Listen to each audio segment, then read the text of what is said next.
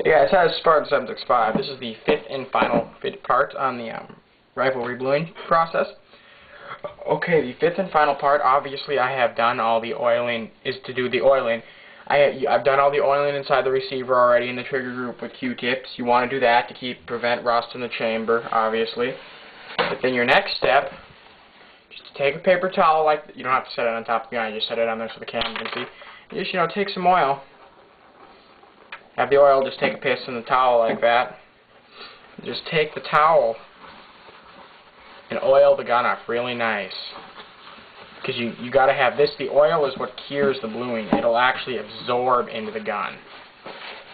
If you want to get it on there kind of thick, so, I mean, most times you'll use about a half a thing of oil when you're, I mean, then again, you got to get in there with the Q-tip and everything in the chamber, the trigger group.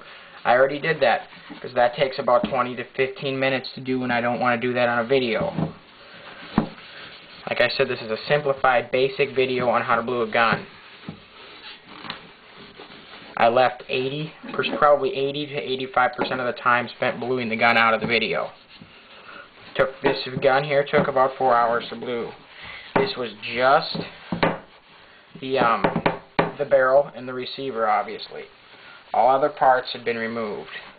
Now it is extremely important, if you want your bluing to cure, to get oil all over in here. And if you can't get it in a nook and cranny, take some oil, put it in there. Nothing's wrong with oil. You can't ever oil. And then inside here where your screw is, just drop some oil in there too, because bluing is more likely to was likely if it had gotten down there. Again, I use M Pro 7, Birchwood Casey Barricade works good too.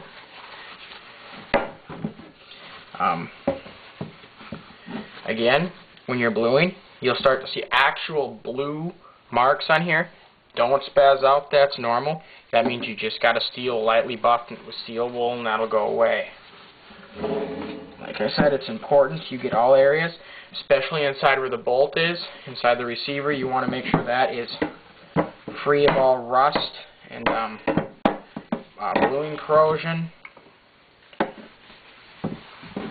Just oil her up nice and good. And you probably want to let it sit overnight to let it cure before you put it back in the rifle. In fact, you should actually let it sit overnight. This is the super high bluing I use. It says you only have to put 2 to 3 coats. I put about 8 coats on. That's just to give it a really dark, really thick blue. To keep it to keep the bluing on there. It's got a pretty dark coat of bluing. Keep it pretty resistant overall. Very nice. Again, this is a Swiss K31. Don't give me shit about redoing a military surplus rifle, because you know what? This is just a Swiss K31. It's not a special production one. It's just your average run-of-the-mill K31. And I'll redo rifles if I want. I don't redo, like if I bought a German Mauser, which I plan to within the next month or so, I'm not going to redo that because that's German Mauser, Nazi Mauser. You don't redo a Nazi Mauser, because that is, generally holds my philosophy is you pay less than $250 for it, go ahead, reblue it. If you pay more than $250, leave it alone. Okay. Just going to flip it around here. And you want to avoid trying to touch the parts you oiled. Just want to get some oil in. Just go along with the oil like that. Just lube it up all nice and good. As you can see, obviously here, this does not look like a military rifle or a military surplus rifle barrel. The Swiss were excellent gun makers. Very high quality guns came from the Swiss. You don't see that in many other military rifles. Not even a Mauser. I mean, just because a gun's bad or crudely made like the Mosin Nagant doesn't mean it's a bad rifle. Mosin Nagant's one of the most accurate surplus rifles I've ever seen. Don't get me wrong, K31 is the most accurate military surplus rifle as far as I'm concerned.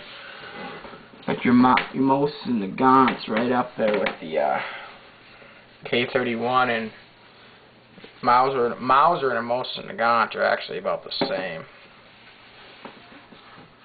you want to make sure you also get inside just the front end of your barrel here, and then you want to look down your bore. I'm just looking down the bore right now to ensure that there is no corrosion, or to ensure that there is nothing down the bore, because you don't want stuff like that in your bore, obviously, so it'll cause rust deposits, and rust deposits are not good. I don't recommend cleaning your barrel for at least 5 hours, but after you reblue a gun, naturally you need to clean the bore, because there is steel wool, bluing and stuff that gets in there. Even if you don't intend to, bluing will get in the bore of your gun. What I'm going to do here in this video, how much time have I got? I don't know, 6 minutes? Got another 4 minutes. So I'm just going to take I mean, you can clean the barrel of your gun right now, but you can't use anything but oil.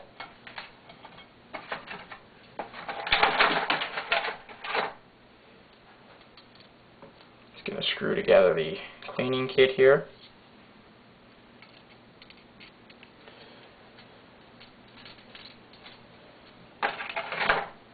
This is actually a very good idea to do this. I just thought of that. Run an oil patch through there. That'll get most of the shit out of the barrel. And there is always, no matter how careful you're going to be, there's always going to be stuff that's going to get in the barrel. I mean, naturally, being that it's bluing remover, it's corrosive. Just run your 30 cal. If you got a 30 cal, that'll work really good. And you only want to run this wrong way. You don't want to put like a brush in here and scrub it or anything, because you scrub with a brush, you're scrubbing steel against steel, and it will scratch your bore. Just take that out. I think one patch should do it. I mean, you're just pushing this. This barrel was clean before.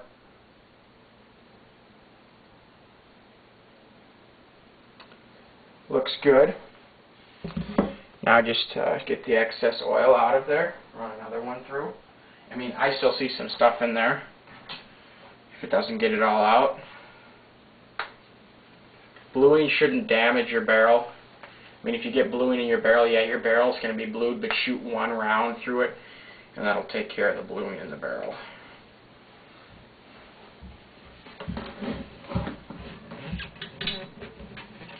Just want to push it in. Here, I'm sorry you guys can't see this. I'm just running the rod through the barrel.